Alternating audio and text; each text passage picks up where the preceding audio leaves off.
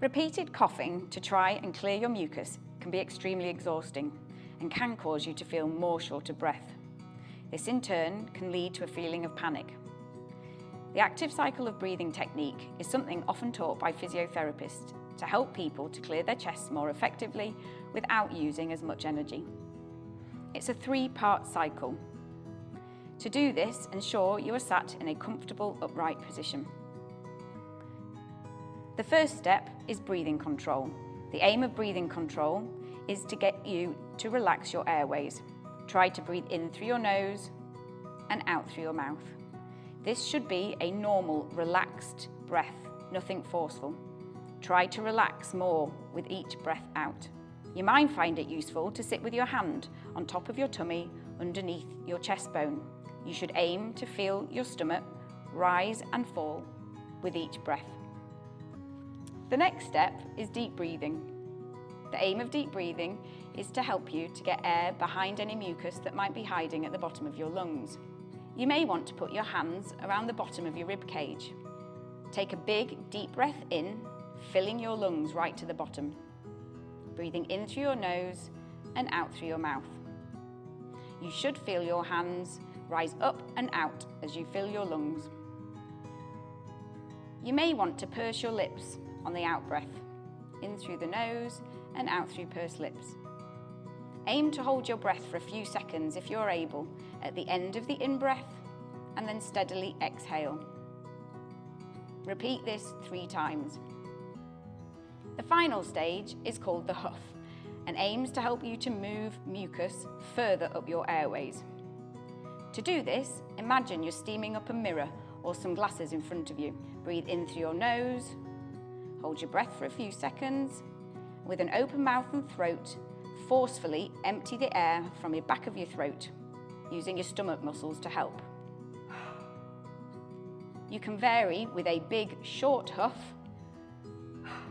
for phlegm higher up, or a small, long huff for sputum that's lower down, to target different parts of your airway. You may need to complete a few huffs in order to bring the sputum up high enough to clear.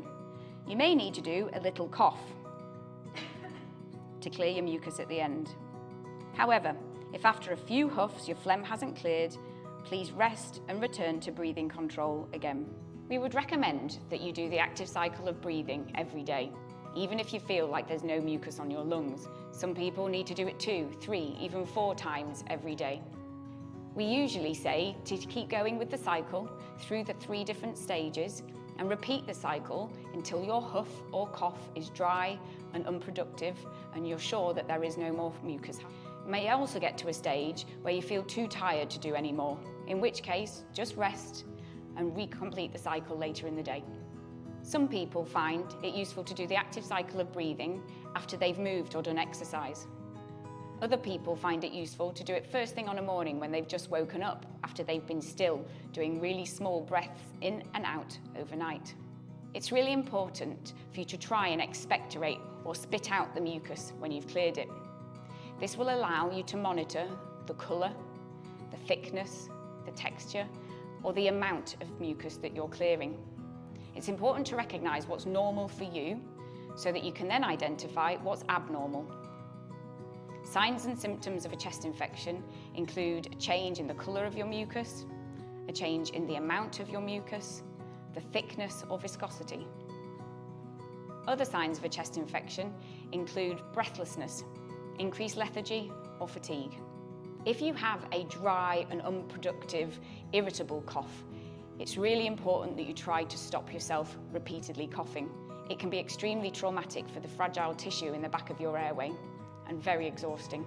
To try to stop yourself coughing, you can swallow, sip on some water, or steadily nose breathe in.